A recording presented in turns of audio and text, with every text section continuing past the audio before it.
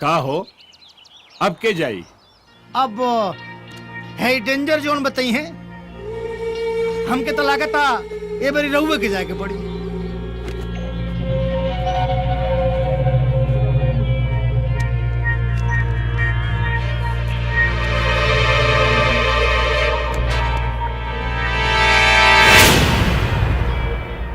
खौफ कुकुरन के होला, लेकिन दहशत सिर्फ शेर के। वो तो है।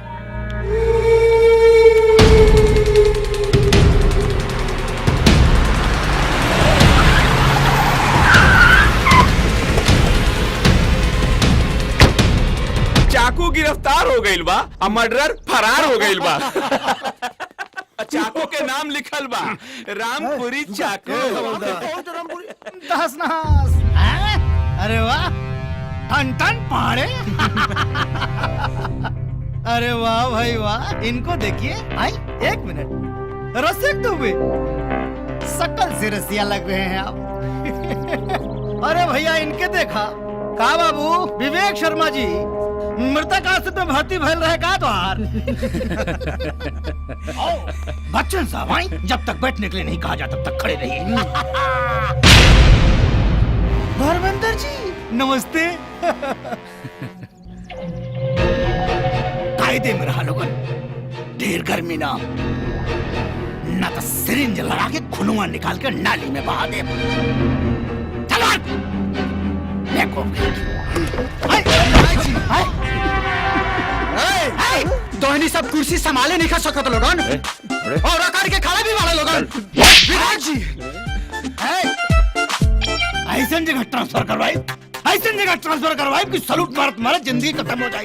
देखो कहीं के तमीज नाम की चीज नहीं तुम लोगों को। खाना में की तारीख खाना।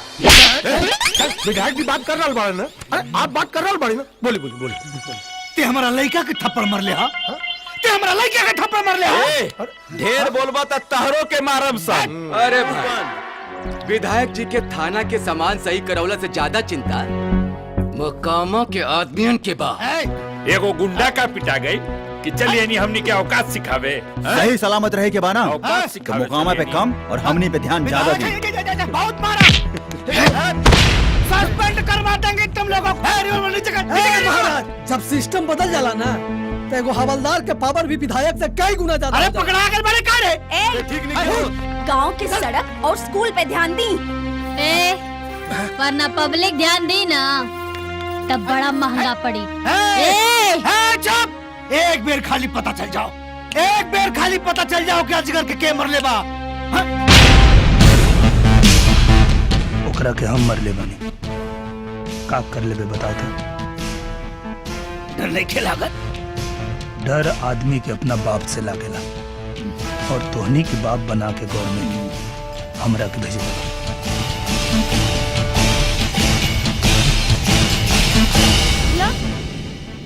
हिम्मत बा तो भर दमांग, ताकि तोरा बाप के पता चले कि मर्द पैदा कैले बाड़े या ना मर्द। ना मर्द, ना मर्द के बेटा बा। है बेटा, ऐसा मौका पे लड़ाई ना। फिलहाल मौकामा और चाचा के जाके समझा दो कि थोड़ा शांत रहें, माहौल के देख के काम करे के चाहिए। चला लोग। अरे ई कैसन सिंदूर पहनावे कहती अरे? हाँ तो जाके पूछ ले, ना तो कुआरे रह के पड़ी। ए भूल गए ना, ए भूल गए ना, ए सुनो ना, का है सब? है और दिन वो होटल वाला गलती माफ कर देना। बचपन में तोरा से बियाह कईनी, दिल में बैठा के आज ले घूमत आनी, और तू सिंदूर के डिबिया लेके दूसरा के पीछे घूमत आरू। का है सब? तू हुआ के की बताई? बताए हम के आई? हट। बता नहीं हम के आई?